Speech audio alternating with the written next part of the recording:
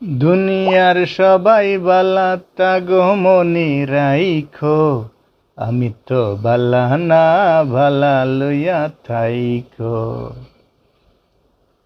দেশে যত অন্যায় হয়েছে অবিচার হয়েছে তার 90 ভাগ বলে শেখ হাসিনা করছে, বঙ্গবীর কাদের সিদ্দিক বলছে।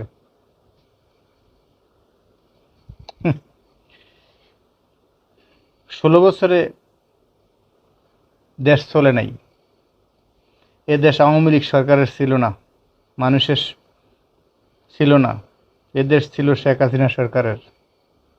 এদেশে যত অন্যায় হয়েছে তার 90 ভাগ অন্যায় শেখ হাসিনা নিজেই করছে, আর বাকি 10 ভাগ যারা করছে তারা তাদেরকে বাধ্য করছে। মঙ্গলবার দুপুরে টাঙ্গাইল শহরের করের বেতকায় নিহত সেনা সদস্য তানজিম সারোয়ার নির্জনের বাসায় গিয়ে কথা তিনি বলেন। তিনি বলেন, পিতার কাঁধে সন্তানের লাশ হিমালয়ের চাইতেও ভারী। তার বাবাকে এ সময় তিনি জড়িয়ে ধরে কাঁদেন।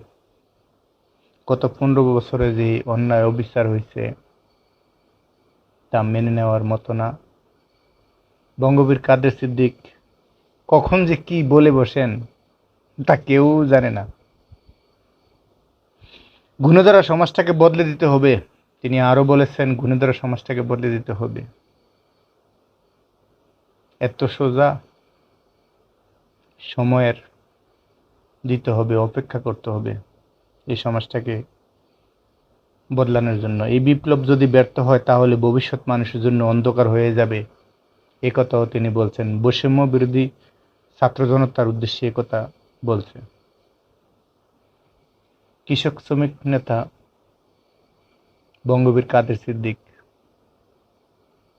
কখন যে কি বলে বসেন কেউ জানে না। আল্লাহ হাফেজ, দেখা হবে পরবর্তী কোনো ভিডিওতে।